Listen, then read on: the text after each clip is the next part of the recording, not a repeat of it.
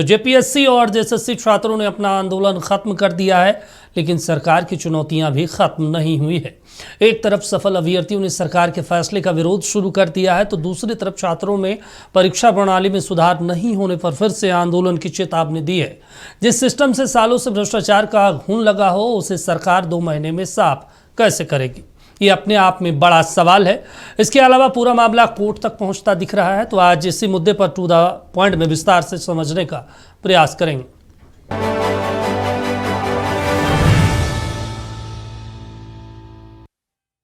देखिए, पिछले 25 दिनों से झारखंड के हजारों छात्रों के संघर्ष, एकता और उम्मीद का गवाह बना जयपाल सिंह मुंडा स्टेडियम अब खाली हो चुका है। छात्रों ने सरकार को 60 दिनों का अल्टीमेटम देते हुए फिलहाल अपना आंदोलन स्थगित करने का फैसला लिया, लेकिन हेमंत सोरेन की सरकार की मुश्किलें अभी खत्म नहीं हुई है।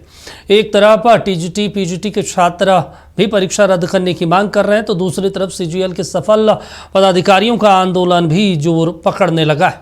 रिपोर्ट देखिए। 25 दिनों से झारखंड के हजारों छात्रों के संघर्ष, एकता और उम्मीद का गवाह बना रांची का जयपाल सिंह मुंडा स्टेडियम अब खाली हो चुका है। जेपीएससी जेएसएससी अभ्यर्थी न्याय मंच ने फिलहाल अपना आंदोलन स्थगित करने का फैसला लिया है और सरकार को अपने वादे और जांच पूरी करने के लिए 60 दिनों का समय दिया है। अगर मांगे पूरी नहीं हुई तो छात्र फिर आंदोलन शुरू करेंगे। जेपीएससी जेएसएससी रिफॉर्म्स मंच ने यह तय किया कि हम जो सरकार को 2 महीना का समय देते हैं और 2 महीना तक इस आंदोलन को हम स्थगित करते हैं। याद रखें, आंदोलन को हम समाप्त नहीं कर रहे हैं, आंदोलन को फिलहाल स्थगित कर रहे हैं। और इस 2 महीना में हम सरकार से ये मांग करते हैं कि हम लोग का जो भी डिमांड है, उस डिमांड को 100% 100% फुलफिल कीजिए। इस परीक्षा माफिया झारखंड में जितने भी परीक्षा हो रही है, उस परीक्षाओं में जो भी परीक्षा माफिया है, जो भी सरगना है, उसका पर्दाफाश कीजिए। जो भी एग्जाम अभी तक आप रद्द नहीं किए हैं, उन तमाम एग्जाम को रद्द कीजिए।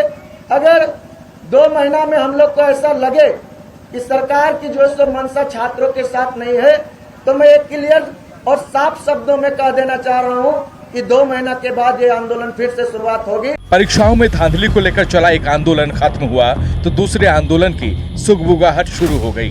टीजीटी और पीजीटी के अभ्यर्थी भी परीक्षा में धांधली का आरोप लगा रहे हैं और आंदोलन की तैयारी में।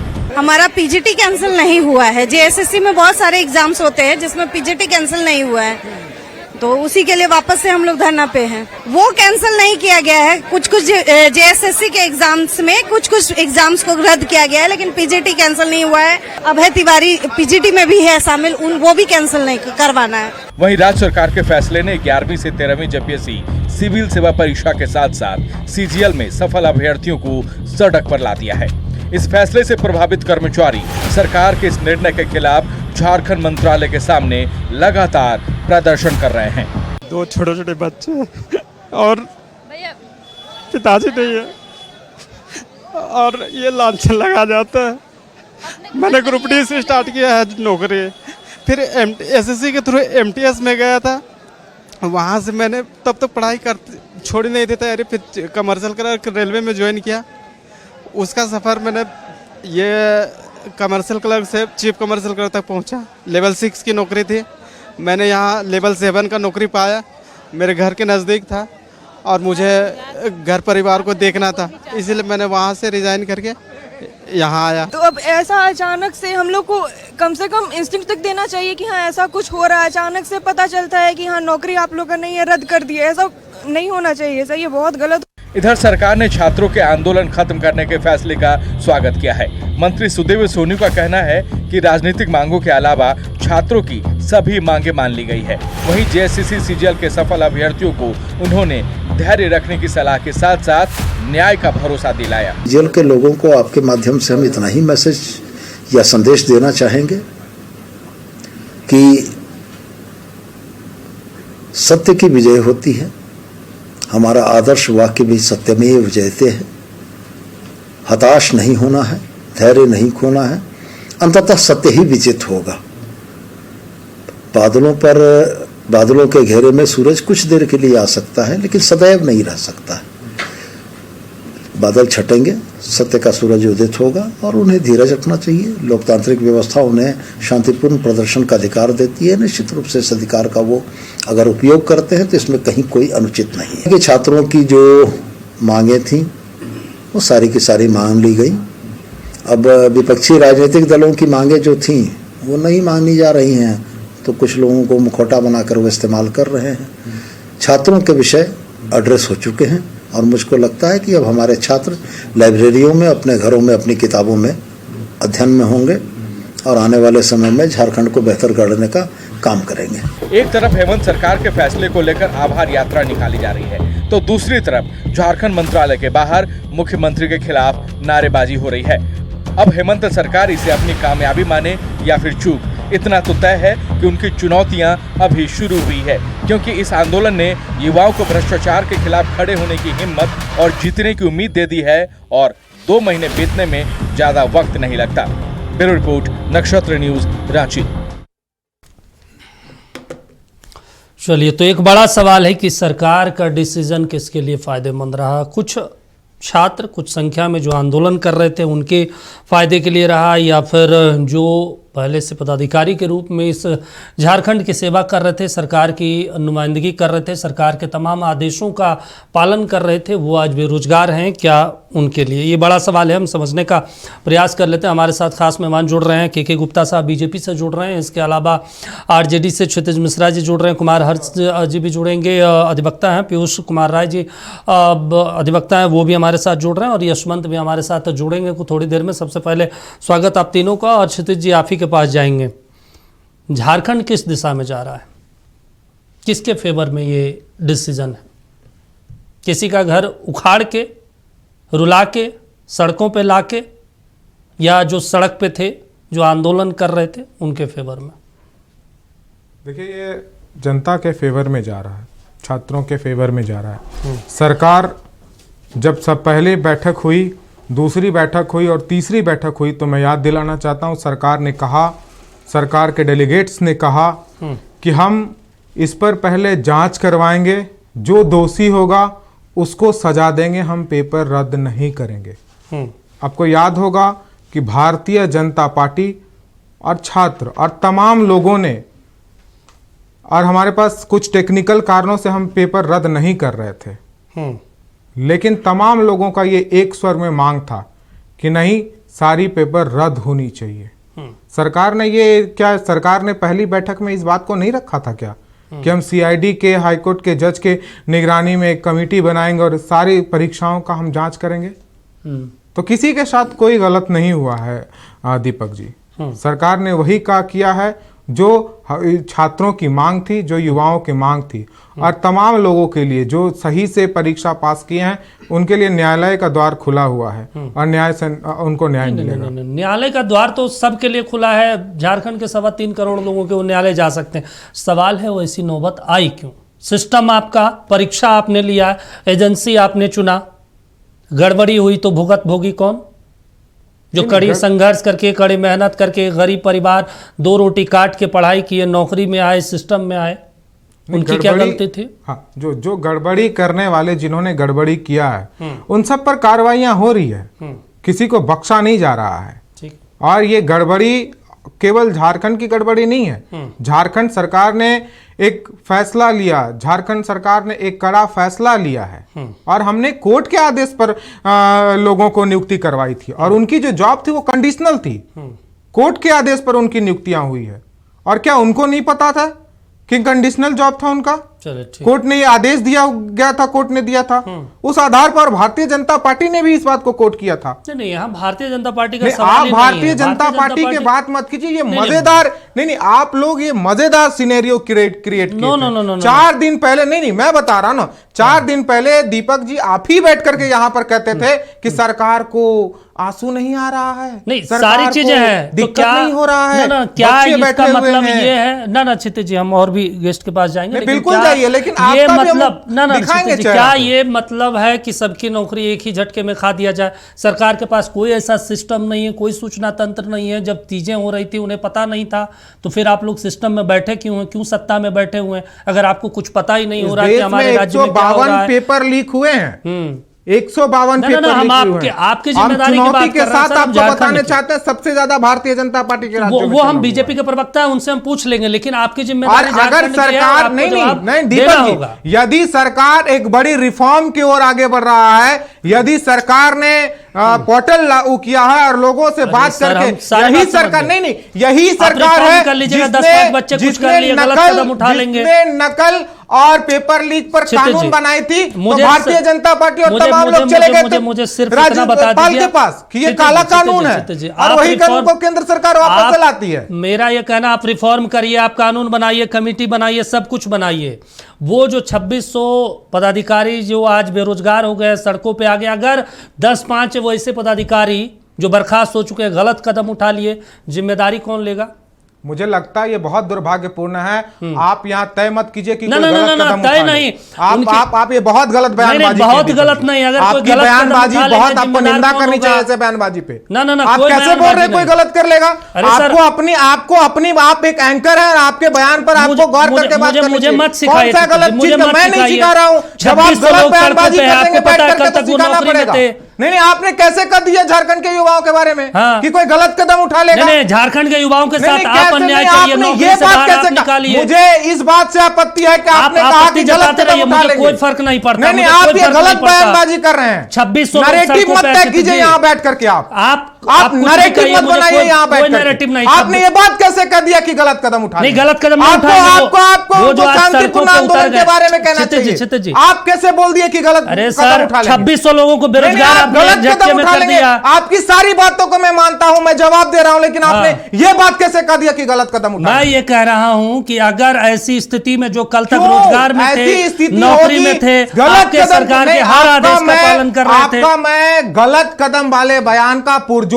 विरोध आप करता विरोध हूं। करते रहिए, वो मुझे गलत कोई- बयान है मुझे आपकी। कोई फर्क नहीं वो पड़ता। गलत क्षितिज जी, बयान है आपकी। कोई फर्क नहीं पड़ता। दीपक जी, 2600 फर्क लोग पड़नी चाहिए। आपके सरकार पड़नी की चाहिए, गलत फर्क नीतियों आपको की दीपक वजह जी। से, कुव्यवस्था पड़नी की चाहिए वजह से बिल्कुल। और दूरदर्शिता की वजह से बिल्कुल आज पड़नी बेरोजगार चाहिए। हो गए हैं और सरकार गलत की कदम उठाते हैं तो जिम्मेदार सरकार आपकी की सरकार होगी। दूरदर्शिता है, चलिए, इसीलिए ठीक है। बड़ी रिफॉर्म की ओर आगे बढ़ रही है अरे सर, सरकार। कोई भी रिफॉर्म कर दीजिए, किसी को बिल्कुल बेरोजगार बड़ी करके रिफॉर्म क्या? करिएगा। आप बताइए, पहली जेपीएससी, चलिए, दूसरी ठीक है। जेपीएससी की जांच पूरा कर ले सीबीआई, उन ठीक है। सबको नौकरी से हटा चलिए, दिया ठीक है। जाएगा। के गुप्ता जी को लाइए। के गुप्ता जी, ये बताइए कि बीजेपी भारतीय जनता पार्टी मांग कर रही थी, क्या आप लोगों को पता नहीं? आप लोग भी सिस्टम में हैं। 2600 लोग बेरोजगार हो गए जो कल तक नौकरी कर रहे थे, झारखंड के लोगों की सेवा कर रहे थे। हो सकता है 10, 20, 50, 100 लोग ऐसे करप्ट होंगे जो पैसे दे के परीक्षा के सिस्टम से आ गए। उन्हें चिन्हित करने के बजाय एक झटके में 2600 लोगों को सड़कों पर ला देना, क्या विपक्ष के तौर पर आप लोगों को भी समझ नहीं आ रहा था? देखिए, बबूल का पेड़ बोने से आम का फल नहीं मिलता है। जब भ्रष्टाचार के लिए 2024 में ही कई अभ्यर्थी लोग अपना ये शिकायत दर्ज किए और ये संज्ञान था उस समय के माननीय मुख्यमंत्री जी को, शिक्षा मंत्री, सब लोगों को, जो अधिकारी हैं जेएसएससी सीजीएल के, सभी को जब जानकारी था और सीआईडी ही उसकी जांच कर रही थी। मामला कोर्ट में विचाराधीन था। यही सीआईडी अपने जो कोर्ट में बयान दिया 2 बार बदलने का प्रयास किया और कोर्ट से फिर सुप्रीम कोर्ट मामला गया और सुप्रीम कोर्ट ने हाई कोर्ट की स्थिति को यथावत रखते हुए कंडीशनल ज्वाइनिंग के लिए किया।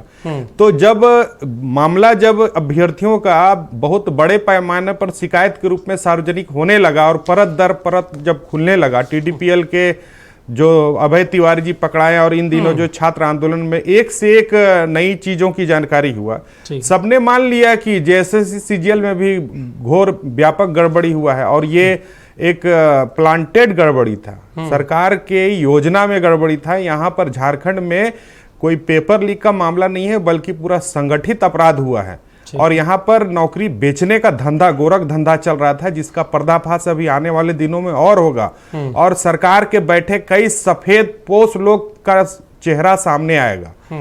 और जिस प्रकार अभी जेपीएससी और जितनी भी परीक्षा अभी माननीय मुख्यमंत्री जी ने रद्द किया है और जांच के आदेश दिए हैं, तो आपको क्या लगता है कि वो इच्छा से दिए हैं? ये हजारों छात्र जो पिछले 25-26 दिन से आंदोलन कर रहे थे, सड़क पर बैठे थे भूखे प्यासे, विधानसभा का घेराव किए, रोज जुलूस, सरकार दबाव में आकर बाध्य होकर उनको यह फैसला देना पड़ा। और यदि सरकार अपने आप को इतना ही निष्पक्ष मानती है कि हमें इसमें, तो अगर है हिम्मत तो सीबीआई से जांच करा कर देख ले, दूध का दूध और पानी का पानी होगा। और मुझे भारतीय न्याय संहिता में, न्यायपालिका में पूरा भरोसा है, किसी के साथ अन्याय नहीं होगा। नहीं, वो सारी बातें ठीक है, न्यायपालिका में भरोसा है, सरकार अपना काम करेगी, जांच होगा, कमेटियां बनेगी, ये एक पक्ष। दूसरा पक्ष, जो लोग बेरोजगार हुए हैं, क्या वो सभी लोग करप्ट थे? हमारा लोकतांत्रिक देश कॉन्स्टिट्यूशन ये कहता है कि एक भी व्यक्ति जो निर्दोष है उन्हें सजा नहीं मिलनी चाहिए। देखिए, इस पर तो तुरंत प्रतिक्रिया देना जल्दबाजी होगा। तुरंत तो एक कोर्ट झटके का में मामला बेरोजगार है। हो गए ना और सर। देखिए, ये कैसे भारतीय सर, जनता पार्टी एक झटके कैसे में वो लोग स्वीकार कर बेरोजगार सकती हो है गए। कि किसी के साथ अन्याय होना चाहिए? हम भारतीय जनता पार्टी का मानना है कि किसी के साथ अन्याय नहीं होना चाहिए। जो अभ्यर्थी आज रोजगार जिनको मिला है उनके साथ भी अन्याय नहीं होना चाहिए, और जो अभ्यर्थी परीक्षा में शामिल हुए थे जिनको अवसर नहीं मिला उनके साथ भी अन्याय नहीं होना चाहिए। न्याय तो सबको होना ही चाहिए। पीयूष जी, इसका कानूनी प्रावधान क्या हो सकता है जब मामला कोर्ट में जाएगा तो? देखिए, अब जो लोग, इसमें अब दो तरह के लोग हैं। एक वो हैं जिन्होंने एग्जाम क्वालिफाई किया था बट उन्हें ज्वाइनिंग नहीं मिली थी, उनका अब ये हम एक मान के चलते हैं कि हमारा एक कॉन्स्टिट्यूशनल प्रिंसिपल है कि कोई भी आपको वैकेंसी आना, ये रिक्रूटमेंट प्रोसेस आपको एक्सक्लूसिव राइट क्रिएट नहीं करता है फॉर अपॉइंटमेंट पर्पसेस, बट एक लेजिटिमेट एक्सपेक्टेशन होती है सरकार से। वो एक डॉक्ट्रिन ऑफ लेजिटिमेट एक्सपेक्टेशन होती है सरकार से कि अगर सरकार ने परीक्षा लिया है, परीक्षा पूर्ण रूप से अगर किया गया है, अगर उसमें अप्रत्यक्ष या प्रत्यक्ष रूप से कोई तरह का आरोप नहीं है, तो फिर अपॉइंटमेंट होना चाहिए। पर अगर किसी भी रूप में अगर ये सामने आता है कि ये रैम्पेंट करप्शन का मामला है, जहां पे पेपर लीक ही नहीं, एक एक सीट बेच दी गई है, एक एक नियुक्ति गलत तरीके से की गई है, मार्किंग में दिक्कत है, तब तो फिर वहां पे वो परीक्षा को रद्द करना होगा। दूसरा पहलू है कि जो लोग ज्वाइन कर चुके हैं, अब मैं आपको बता रहा हूं यहां पे कठिनाई क्या आएगी कि जिन लोगों को आपने, सरकार ने नौकरी दी, क्या आप उन्हें एक झटके में बिना कोई प्रक्रिया का पालन किया आप उन्हें नौकरी से बाहर निकाल देंगे? बिल्कुल। आपने ना प्रक्रिया का पालन किया, ना आपने उन्हें कभी कोई नोटिस दिया, ना आपने ये देखा कि क्या उन्हें बाहर करने से क्या हानि हो सकती है, क्या कोई भी सरकार आज एक बार बता दे आकर के ऐसा कौन सा ठोस सबूत था सरकार के पास उन बच्चों के लिए जो ज्वाइनिंग कर चुके थे कि उनको नौकरी से बाहर निकाला गया?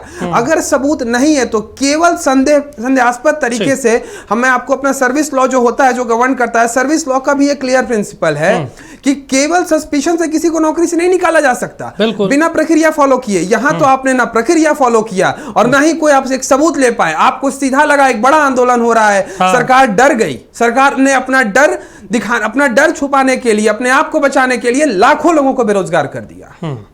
चलिए ठीक है, हमारे साथ हमारे सहयोगी यशवंत भी मौजूद हैं जो लगातार अभ्यर्थी जो उनके पीछे हैं। यशवंत, क्या हो रहा है? आज कैंडल मार्च में निकालने का जो है घोषणा किया गया था, क्या कैंडल मार्च निकाल लिया गया? देखिए दीपक, राजधानी रांची में एक और आंदोलन अब उग्र होता दिखाई दे रहा है। देखिए, आपको बता दें कि जो चयनित उम्मीदवार है, जो सीजीएल परीक्षा में जो चयनित हुए हैं, वो आज बड़ी संख्या में एक बार फिर से जो है फ्लैश मार्च निकाला गया। बड़ी संख्या में अभ्यर्थी जो है रांची के जो मंत्रालय यानी प्रोजेक्ट भवन से लेकर हटिया तक जो है फ्लैश मार्च निकाला गया और बड़ी संख्या में अभ्यर्थी इस फ्लैश मार्च में शामिल हुए। देखिए, हमारे साथ कोर्ट के पेपर के साथ हमारे साथ चयनित उम्मीदवार है। क्या है पेपर में और क्या बताना चाह रहे हैं आप? ये पेपर जो है, ये जो माननीय न्यायालय में हम लोग का वैकेंसी लंबित था, चल रही थी, उस वहाँ न्यायिक प्रक्रिया चल रही थी, तो 3 तारीख को 3 दिसंबर 2025 को माननीय न्यायालय में इसमें एक आदेश पारित हुआ कि जितने भी सिलेक्टेड कैंडिडेट हैं, सफल कैंडिडेट हैं, उसको नियुक्ति दिया जाए और एसआईटी जो जांच आय करती रहेगी और उस जांच रिपोर्ट में, उस जांच के दरमियान कोई भी कैंडिडेट गलत पाया जाता है तो उस पर कार्रवाई की जाए। आप इस पे हरा रंग में साफ साफ शब्दों में देख सकते हैं, उसमें ये जजमेंट में है। और इसी के रेफरेंस में हमको जो है सीजीएल में जो चयन हुआ एएसओ के पद पे, उसमें जो है एक लेटर, ज्वाइनिंग जो लेटर था, उसमें मेंशन किया गया कि जो न्यायालय में 3 तारीख को आदेश पारित हुआ था कि अगर कोई भी अभ्यर्थी एसआईटी की जांच के क्रम में गलत पाया जाता है तो उस अभ्यर्थी पे कार्रवाई की जाएगी, न कि पूरी प्रक्रिया रद्द कर दी जाएगी। और इसी के आधार पे हमने अपना पुराना जो जॉब में थे, रेलवे में थे हम, 8 साल का सर्विस को, इसके आधार पर कि अगर हम सच हैं तो हमें कुछ नहीं होगा, और इसी के बिना पे हमने उस जॉब को रिजाइन करके यहाँ पे ज्वाइन किया, अपने राज्य में आए, अपने राज्य से सबको लगा होता, अपना घर से सबको लगा होता है। यही सोच कर आए थे कि माता पिता का सेवा करेंगे, बुढ़ापे का सहारा बनेंगे, लेकिन अब हमारे न्याय के लिए कोई मांग नहीं कर रहा है। आखिर हमारी गलती क्या है? अगर हमको चोर बोले हो तो साबित करो, साबित करो। अगर हम कोई 35 लखवा है, 40 लखवा है, सिर्फ बोलने से तो नहीं होगा ना। इस आधार पे भीड़ तंत्र से अगर चलेगी तो हमेशा जो है कोई भी वैकेंसी क्लियर नहीं हो पाएगा। हमेशा जितने भी वैकेंसी होते हैं उसमें जो है अनसेलेक्टेड बच्चे जो होते हैं ज़्यादा होते हैं, वहाँ पे असफल छात्र ज़्यादा होते हैं। और अगर असफल छात्र कभी नहीं चाहेंगे कि कोई प्रक्रिया पूर्ण हो, क्योंकि वो चाहेंगे दूसरा मौका मिले, और ऐसी आंदोलन होता रहेगा तो फिर ये उसकी जांच होनी चाहिए ना। बिल्कुल, आप लोग सड़क पर आ गए हैं, यही बताना चाह रहे हैं आप? हम लोग सड़क पर तो हैं ही, हमारी नौकरी चली गई तो हम लोग कहाँ जाएं? घर परिवार के पास जाएंगे तो क्या जवाब देंगे? तो सड़क पर आना तो मजबूरी है, तो सड़क पे हैं, वो अपना गुहार कर रहे हैं, वो अपने न्याय चाह रहे हैं, न्याय मिले हम लोगों को। बोल रहे हैं सरकार बड़ा धांधली हुआ इसलिए रद्द किए हैं। बड़ा धांधली हुआ है तो उन लोगों का नाम बताइए ना, नाम बताइए। अरे बड़ा में 1 आता है कि नहीं आता है? बड़ा में 1 से लेकर 1000 तक में बड़ा में 500 आता है कि नहीं आता है? अच्छा, लाइट क्यों जला के रखे आप लोग लगातार? कल भी आप लोग मार्च निकाले थे, क्यों जला रहे? क्या बताना चाह रहे थे सर? हम लोग सरकार को दिखाने के लिए हम लोग नहीं दे रहा नहीं, तभी तो रास्ता दिखा रहे हैं। सरकार को फ्लैश लाइट जला के हम लोग रास्ता दिखा रहे हैं कि सरकार देखे कि अंधेरे में कौन है। बिल्कुल, देखिए दीपक, स्थिति साफ है। जो विद्यार्थी, इनका साफ तौर पर कहना है, जो लोग ये बोल रहे हैं कि बहुत बड़ा धांधली हुआ है, उसको थोड़ा सा आप मेरा जवाब दे दे। वो हाँ, परीक्षा प्रक्रिया के बारे में थोड़ा सा मैं बोलना चाह रहा हूँ। हम लोगों के एग्जाम में 3 पेपर हुए थे, paper 1, paper 2, paper 3। Paper 1 language paper था जिसमें हिंदी इंग्लिश था, वो क्वालिफाइंग था। पेपर 2 जो रीजनल एंड ट्राइबल लैंग्वेज था, इस पे प्लस पेपर 3 जीके का, उस पर मेरिट बनना था। कुल मिला के हम बता रहे हैं आपको, पेपर 1 जो कि केवल क्वालिफाइंग था, Hindi English, total 3,04,000 student exam दिए, उसमें से मात्र 1,24,000 स्टूडेंट ही पेपर 1 का क्वालिफाई कर पाए हैं। परसेंटेज के हिसाब से मात्र 40%, मात्र 40% स्टूडेंट ने पेपर 1 क्वालिफाई किया है। अगर आप क्वालिफाई ही नहीं करेंगे तो आपका आगे की जांच ही नहीं होगी, जांच ही आगे की नहीं होगी। तो आप समझ लीजिए कि मात्र 40% स्टूडेंट केवल पेपर 1 क्वालिफाई किए हैं। हम आगे का बता रहे हैं। जहां तक बात है मेरिट लिस्ट का, तो मेरिट लिस्ट से पहले किसी भी एग्जाम में एक रखा जाता है कि 30%, 40% लाने के बाद आप पास करेंगे कोई भी एग्जाम के लिए, जिसको कॉमन मेरिट लिस्ट बोला जाता है। कॉमन मेरिट लिस्ट पास करने वाले मात्र 26,000 कैंडिडेट है इस एग्जाम में। 3,04,000 स्टूडेंट में मात्र 26,000 स्टूडेंट जो तीनों पेपर को क्वालिफाई किए हैं। अगर परसेंटेज के हिसाब से देखें मात्र 8.5%। आप बताइए कि मात्र 8.5% स्टूडेंट एग्जाम में तीनों पेपर को क्वालिफाई कर रहे हैं, किस आधार पे धांधली हुआ है? अगली बात, जिस एग्जाम में 2 दिन एग्जाम हुआ, 21 सितंबर और 22 सितंबर को, 22 सितंबर के एग्जाम में पेपर 3 पे आरोप है, जो कि 450 मार्क्स का एग्जाम था। 450 एग्जाम में से हाई कोर्ट के जजमेंट में एक कट ऑफ है। आप कट ऑफ को दिखाइए, उसके बाद हम बता रहे हैं आपको अपने से। हाई कोर्ट के जजमेंट में एक क्लियरली लिखा हुआ है कि 22 सितंबर का जो पेपर 3 का एग्जाम है, उसमें से जनरल कैटेगरी से मात्र 236 मार्क्स पे सिलेक्शन किया गया है, जो कि परसेंटेज के हिसाब से मात्र 52% है। चलिए ठीक है। आप बताइए, आप भी बहुत सारा एग्जाम दिए होंगे, क्या आपने कभी देखा कि इतने कम मार्क्स पे लोगों का सिलेक्शन हुआ हो? जहां तक या भी रेलवे का एग्जाम जो ग्रुप डी लेवल 1 का एग्जाम होता है, उसमें से 80% कट ऑफ जा रहा है। ठीक है यशवंत, जहाँ पे कोई धांधली का आरोप नहीं है, किसी प्रकार का आरोप नहीं है, कोई। ठीक है यशवंत, बातचीत सुनाने के लिए और उनके जो पक्ष हैं वो रखने के लिए शुक्रिया आपका। देखिए क्षितिज जी, आप सुन रहे हैं, गंभीर आरोप सिर्फ आकलन और सिर्फ आरोप पे नहीं होना चाहिए, प्रमाण हो और प्रमाण के साथ एक सिस्टम प्रक्रिया फॉलोअप होना चाहिए था, जैसा कि पीयूष जी भी बोल रहे थे। देखिए, पीयूष जी भी जांच की बात कर रहे थे, तो सरकार ने पहले ही दिन जब राजभवन घेराव की बात थी, उस वक्त सरकार ने 3 राउंड की बात की, इसके बाद भी इंतजार किया गया। बिना किसी सबूत के सरकार इस प्रकार की काम नहीं किया है। उनके पास सीआईडी के पास पर्याप्त सबूत हो गए जिसके बाद कि यह निर्णय लिया गया है। और जो सबूत की दिखाने की बात किया गया है, पीयूष जी को भी इनको पता होगा कि सीआईडी सबूत आपके चैनल पे आकर के या प्रेस कॉन्फ्रेंस करके सबके बता नहीं देगा, वो कोर्ट में सबमिट किया जाएगा। नहीं ठीक है, सबूत होगा तो क्या ये संभव है? मेरे ख्याल से आप तीनों इस चीज से असहमत होंगे कि 2625 जो पदाधिकारी आज से बर्खास्त हो गए हैं, क्या उन 2625 पदाधिकारियों के खिलाफ सबूत होंगे? नहीं जी, बिल्कुल नहीं, बिल्कुल नहीं। 2, 10, 5, 20, 50 हो सकते हैं जी, बिल्कुल नहीं। वो अब यहाँ से निर्णय लेना ये मुश्किल है कि कितने उसका है, लेकिन हाँ ये नहीं हो सकता। लेकिन सरकार उन पर उसके ऊपर भी न्याय किया जाएगा। नहीं, 2600 अगर 24 भ्रष्ट हुए और एक भी बचा तो सरकार का दायित्व बनता है कि उस एक व्यक्ति के साथ इंसाफ हो। प्रथम दृष्टांत उसमें भारी उसकी जैसा कि कहा जा रहा भारी अनियमितता का वो देखा जा रहा है, इसी वजह से इसको रद्द किया गया है।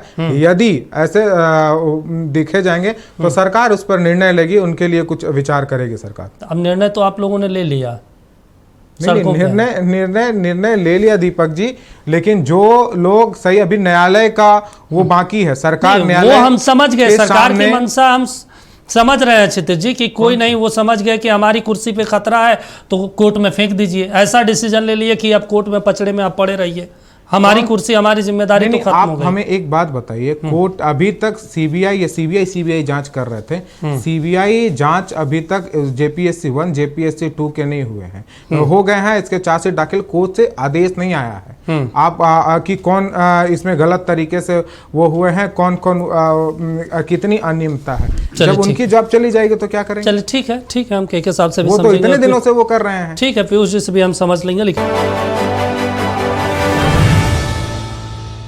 कि लगातार एक तरफ आंदोलन खत्म हुआ तो दूसरे आंदोलन शुरू हो गई है, और पहले वाला आंदोलन शांतिपूर्ण था, लेकिन जो दूसरे वाला आंदोलन है ये पदाधिकारी के तौर पर सेवा दे रहे थे इस झारखंड को, जाहिर सी बात है उनके अंदर गुस्सा भी होगा, नाराजगी भी है, तमाम चीज़ें हैं। अब इसको समझ लेते हैं कि इसका आगे क्या कुछ हो सकता है। क्या कोर्ट में मामला जाएगा तो चीज़ें व्यवस्थित बदल जाएगी, सरकार का फैसला पलट जाएगा? पीयूष जी देखिए, अगर मामला कोर्ट के पास आता है, कोर्ट के पास वो सारे परिस्थिति और सर्कमस्टांस तो है नहीं, कोर्ट के पास वही मामला है जो कि अभ्यर्थी अपने एफिडेविट पे दे या सरकार अपने एफिडेविट पे दे। अब इसको जिस रूप से देखा गया, देखिए इसमें मेरा मानना है कि मैं अगर निष्पक्ष होकर बात करूं, हमारे देश में हमारे सरकार का रिस्पॉन्सिबिलिटी है, तो हम लोग बात भी कर रहे थे कि एक अपोजिशन का भी रिस्पॉन्सिबिलिटी होना चाहिए था। हाँ। हमें रद्द करने की जो मांग थी, मैं किसी अभ्यर्थी के खिलाफ नहीं बोल रहा हूं, पर जिस तरह से ये माहौल बनाया गया कि परीक्षा को रद्द कर दिया जाए, हाँ। ठीक है, उन परीक्षाओं को आप रद्द करने का मांग करते, पर जिसमें ज्वाइनिंग हो चुकी है आप उसको स्थगित कर देते, जांच होने देते।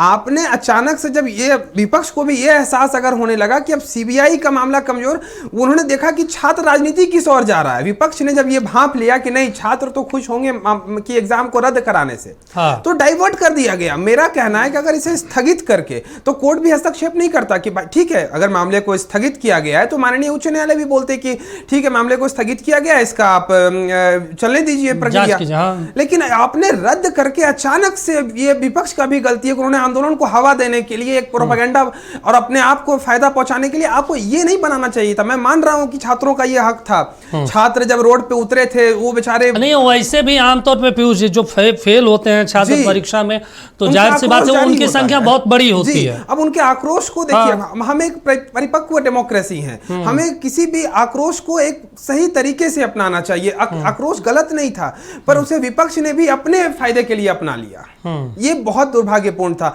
और मैं आपको, विपक्ष इससे पीछे भी नहीं हट सकता। मैं आपको एग्जांपल देता हूं, हाईकोर्ट में 2 से 3 मामले पेंडिंग है, उसमें एक मामला मैं आपको बता दूं, Manish Dungdung versus state of Jharkhand, Ayub Tirkey versus state of Jharkhand. मैं उसमें लगभग 2023 में जो डीएसपी बहाल हुए थे, मैं उसमें से 50 डीएसपी को रिप्रेजेंट कर रहा हूं। मैंने तो हमने ये कहा, तो हाईकोर्ट में उसमें ये किया गया कि ये गलत नियुक्ति हुई है। उस गलत नियुक्ति को सेटिसाइड कराया जाए। बट हाईकोर्ट ने उसे सेटिसाइड किया नहीं। हाईकोर्ट ने बोला आप काउंटर फाइल कीजिए। हमें अभी कुछ दिन पहले एक पिछले सप्ताह की बात है, हमें काउंटर फाइल करने का आदेश दिया गया। सरकार को जब पता था ये मामला विचाराधीन है, हमें काउंटर फाइल करने बोला गया है। तो अब और फिर आपने कहीं 2023 कंबाइंड सिविल सर्विस को लेकर उतना हंगामा भी नहीं था। तो आखिर ये क्या जरूरत थी करने की? आखिर वो जब जो मामला विचाराधीन कोर्ट में ऑलरेडी चल रहा है, इस पे भी निर्णय आना बाकी है, जिस पे विद्यार्थी लड़ रहे हैं। अब देखिए उनके साथ परिस्थिति आप समझिए कि आज उनका नौकरी भी चला गया और वो केस भी लड़ रहे हैं। तो अब वो कहां, वो तो बीच मझधार में, उनको पता ही नहीं है कि अब हमें कब और क्या हलफनामा तो कोर्ट में दाखिल करना है। तो इसकी जवाबदारी विपक्ष की भी बनती है। अच्छा के साहब, एक चीज आपको नहीं लगता कि पिछले 1-1.5 महीने से भीड़ तंत्र, लाठी तंत्र पे अब सरकारों को झुकाने की कवायद शुरू हो गई, जिसमें आप लोग भी सहयोगी हैं? ये 1-2 महीने का मामला नहीं है। नहीं, हाल फिलहाल में तो यही 1-2 महीने से मैं बता रहा हूँ, इसको परत दर परत देखिए। 1-2 महीने का मामला नहीं है। ये नेक्सस पिछले 6-7 साल से चल रहा था। अब बतलाइए, ख्यांगते जी बिना कोई टेंडर का TDPL को इतना बड़ा काम दे देते हैं। एक ही एजेंसी से आप शुरू से लेकर अंत तक का परीक्षा प्रक्रिया की सारी, चाहे वो प्रकाशन का मामला हो, प्रश्न पत्र छपाई का मामला हो, लिस्टिंग का मामला हो, डाटा एनालिसिस करने का मामला हो, एग्जाम कंडक्ट करने का मामला हो, रिजल्ट प्रकाशन करने का मामला हो, सब कुछ एक ही एजेंसी को आप दे देते हैं। और CID ने ही जांच में स्वीकार किया कि 2 करोड़ 20%, दूसरा एजेंसी भी 2 करोड़ 20%। तो क्या लगता है कि ख्यांगते जी अपना मर्जी से इतना बड़ा नेक्सस चला सकते हैं क्या? ये सिंडिकेट है, नीचे से लेकर ऊपर तक बहुत प्रबंधित ढंग से अपराध किया गया है। और जब सरकार को लगा कि अब तो हमारी कलई खुल जाएगी, देखिए सब कुछ मान लिया, सिर्फ CBI जांच नहीं मान रही है। ये हठधर्मिता है।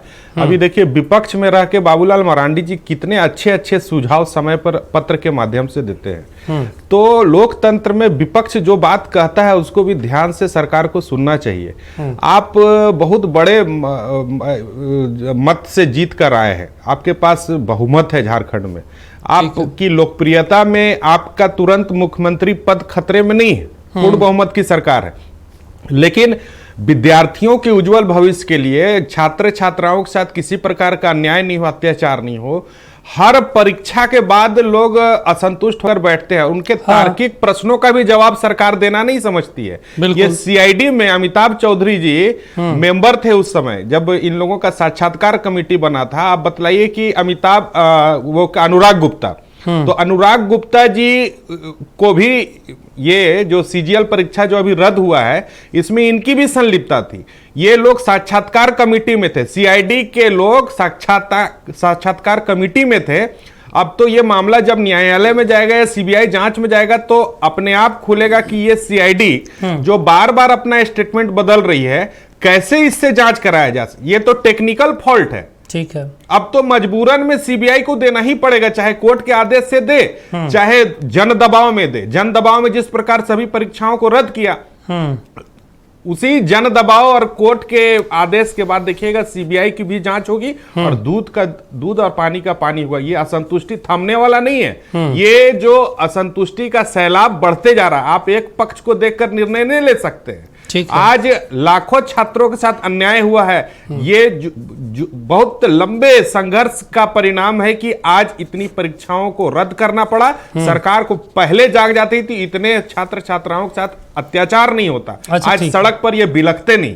क्षितिज, एक चीज मुझे आज तक समझ नहीं आया कि भाई स्टेट गवर्नमेंट जिसको जनता चुनकर सत्ता के सिंहासन पर बैठाती है, क्या सरकार के पास सूचना तंत्र, खुफिया तंत्र इतना कमज़ोर हो गया कि उस स्टेट में तमाम चीज़ें अवैध तरीके से चलते रहती है? इतने बड़े व्यापक लेवल पे आयोग में लोग बैठ के और चीज़ें इधर से उधर करते रहते हैं और सरकार तक इन्फॉर्मेशन नहीं पहुंचता, या पहुंचता है तो कार्रवाई करने से बचना चाहते हैं। देखिए, मैं आपके सवालों का जवाब देने से पहले ये किसी भी स्टेट में हो सकता है और तमाम स्टेट को लेकर मैं पूछ रहा हूं। बिल्कुल। और उससे पहले मैं अपने छात्रों को और इस अभी जो आंदोलनरत छात्र थे उनको भी देखने चाहिए कि भारतीय जनता पार्टी का कैसा दोहरा चरित्र होता है। ये किस प्रकार से गिरगिट से भी ज़्यादा तेज ये बदलते हैं। ये बोले कि बाबूलाल मरांडी जी ने इस बात के लिए मांग नहीं किया था और तमाम लोगों ने।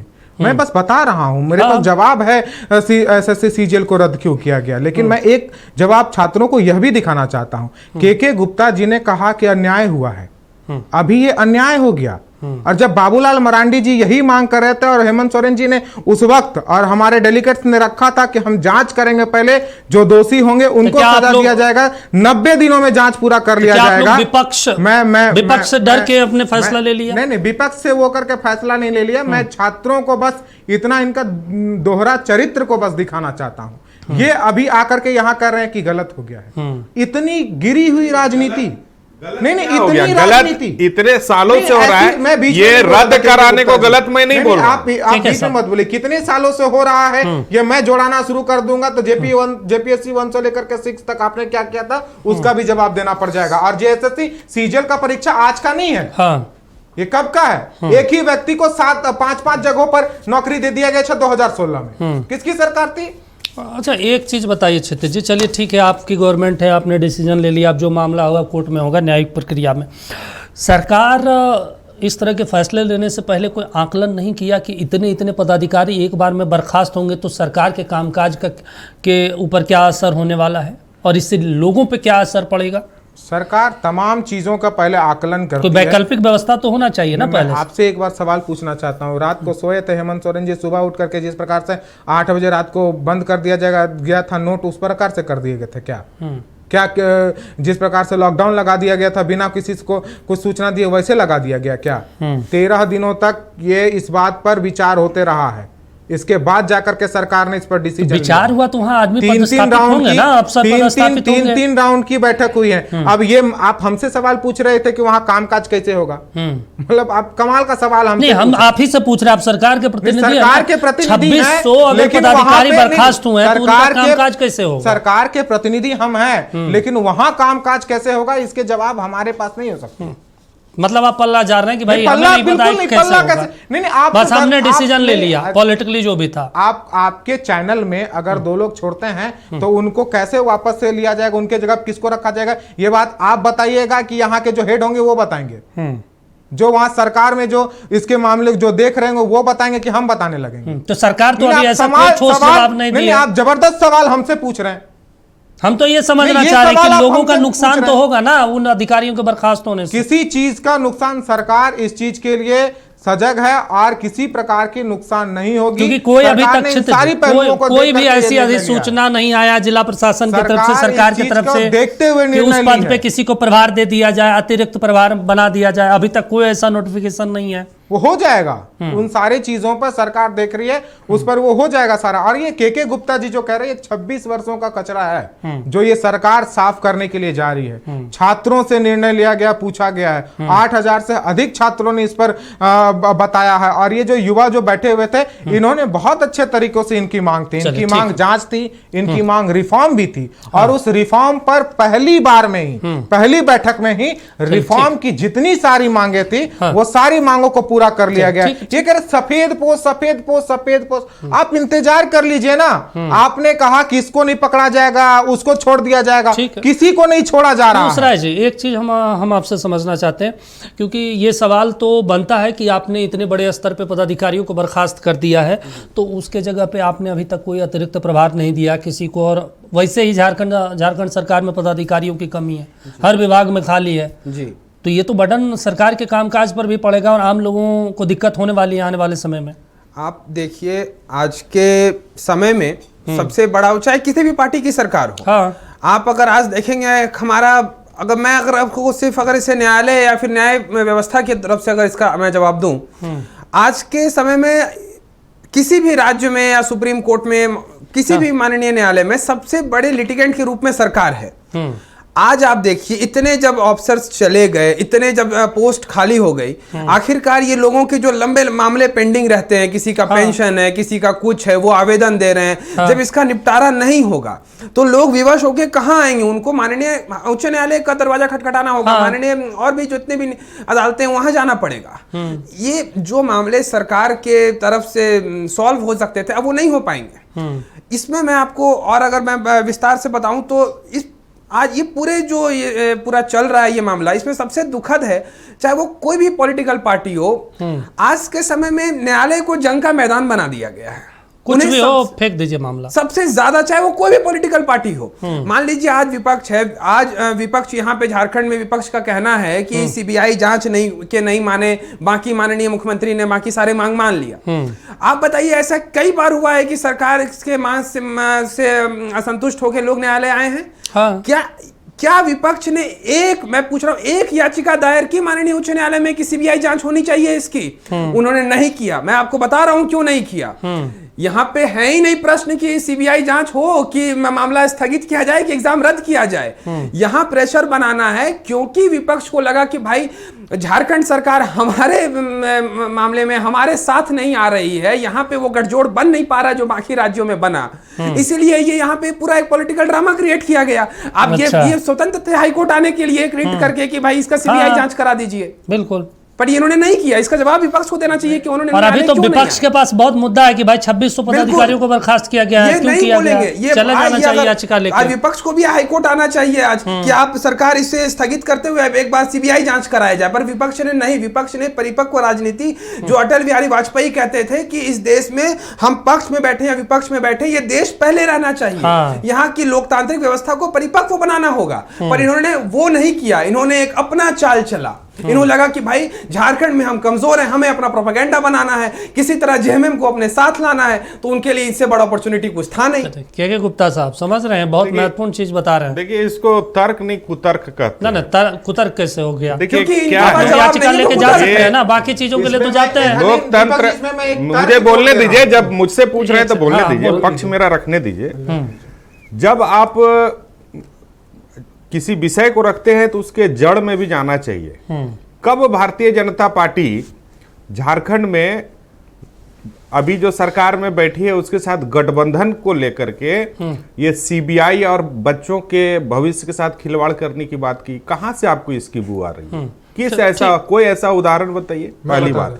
दूसरी बात कि सीबीआई जांच की मांग भारतीय जनता पार्टी शुरू से कर रही है। हाँ। जब छात्र लोग असंतुष्ट होकर बैठे हैं, आज देखिए सीआईडी के लोग क्यों, सीआईडी से क्यों लोगों को डाउट है, यही सीआईडी अब हाईकोर्ट में सीजीएल परीक्षा की जांच की रिपोर्ट को बार बार बदला। एक नेक्सस जो कि एक कमरा में बैठ करके प्रश्न पत्रों को याद करा के सामने के रिमोट कंट्रोल को हाईजैक करके कंप्यूटर से एग्जाम लेने की, ये सारी बात आ रही है। ठीक है, आपके मीडिया के माध्यम से। और उसमें यह भी बात आ रही है कि साक्षात्कार कमेटी में भी सीआईडी के लोग थे, अमिताभ ये क्या अनुराग गुप्ता जैसे लोग, मनोज कौशिक जी यहाँ पर थे। उसमें अभी शराब घोटाला के मामले में वो भी इसी प्रकार एसआईटी और यहाँ की सीआईडी, हर जितना भी घपला होता है, भ्रष्टाचार होता है, सारे मामले को एक एसआईटी बना देना है और सीआईडी जांच करना है। और उसमें एक किसको बचाना है और किसको फंसाना है, किसी अधिकारी को फंसा देना है, अब मुख्य आदमी को बचा लेना है। तो जब तक इसकी एक स्वतंत्र केंद्रीय जांच एजेंसी से निष्पक्षता से जांच नहीं होगा, ये पूरा नेक्सस का खुलासा नहीं होगा। और एक से दूसरा कड़ी जुड़ रहा है। अभय तिवारी कितना बड़ा मास्टरमाइंड है कि वो टीडीपीएल में जेपीएससी के साथ साथ सीजीएल परीक्षा में भी इन्वॉल्व है। और ये उस समय जब हाईकोर्ट ज्वाइनिंग दे रही थी, उस समय थोड़ी ना हाईकोर्ट को जानकारी था, ये तो अब खुल रहा है। तो जो पूरा इतना ज्यादा भ्रष्टाचार जब सामने आएगा तो उस परीक्षा को शुद्धता से हुआ है, उसको कैसे हम ये स्वीकार करते हैं कि सभी बच्चे वैसा नहीं अपराध किए होंगे, सभी लोग 40 लाख 50 लाख रुपया देके नहीं ज्वाइनिंग लिए होंगे, बिल्कुल। लेकिन पूरा का पूरा परीक्षा का पेपर ही जब आउट हो गया तो उस परीक्षा में जो ईमानदारी से पास करे कि बेईमानी से पास करे, उसको कैसे अच्छा माना जा सकता है? क्या अभी तक इस प्रकार की परीक्षा को कोई भी सरकार छूट ये देगी, मान्यता देगी? अब तक ऐसा हुआ है क्या? पेपर लीक क्या होता है? सारे के सारे बच्चे को पेपर मिल जाता है क्या? कुछ बच्चों को पेपर मिलता है, लेकिन उसके चलते पूरा एग्जाम रद्द होता है कि नहीं होता है? तो पहले ही दिन से सरकार की नीयत में ही खोट थी। सरकार के शीर्ष पद पर बैठे हुए लोगों के अभ्यर्थी भी उसमें थे और बहुत प्लानिंग में भाई पैसा लेगा। और इतना ही नहीं, सीआईडी की जांच से बचाने के लिए एक एक अभ्यर्थी से दोबारा भी पैसा लिया गया। ये भी मामला सामने आ रहा है और ये सीआईडी नहीं उजागर करेगी। सीआईडी जांच से बचाने के लिए दोबारा पैसा लिया गया। पहले 30-40 लाख तो दिया और दोबारा भी लिया। मतलब इतना तो कैसे फिर सीआईडी पर भरोसा किया जाए? अगर इतना ही आप ईमानदार हैं तो सीबीआई से जांच करा कर देख लीजिए। देखिए के गुप्ता जी ने कहा कि सीबीआई से जांच करवानी चाहिए। कोर्ट में जब ये मामला था तो सीआईडी ने दो बयानबाजी दिए। इनके नेता कह रहे थे कि सीआईडी ने डायरी को भुलवा दिया या फिर छुपा दिया, बार-बार स्टेटमेंट चेंज है। हाँ बता रहे, उसी पे आ रहे हैं हम। तो आपके जो वकील थे रघुवर दास जी के, वो तो सीबीआई की जांच की जब मांग कर रहे थे तो इन सारी तथ्यों को रखने भुला गए थे क्या कि के गुप्ता जी को नहीं बुलाया गया था वकालत के लिए वहां पे? आप ये तथ्य रखे होते कि ऐसा ऐसा सीआईडी गलत काम कर रही है तो उस वक्त सीबीआई जांच होती। कोर्ट ने तो सीबीआई जांच से नकार दिया था। इसके बाद आप सुप्रीम कोर्ट गए थे, वहां पे भी हाई कोर्ट की बातों को माना गया था।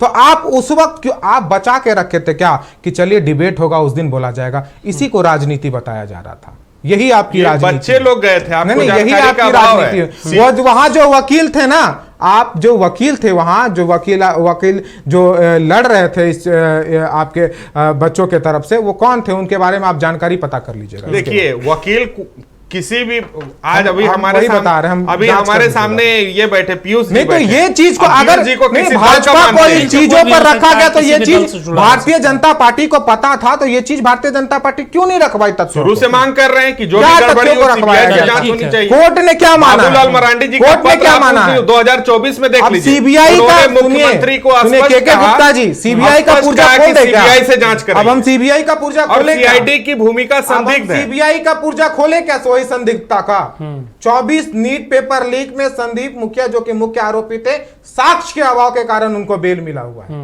कहां रखे साक्ष्य?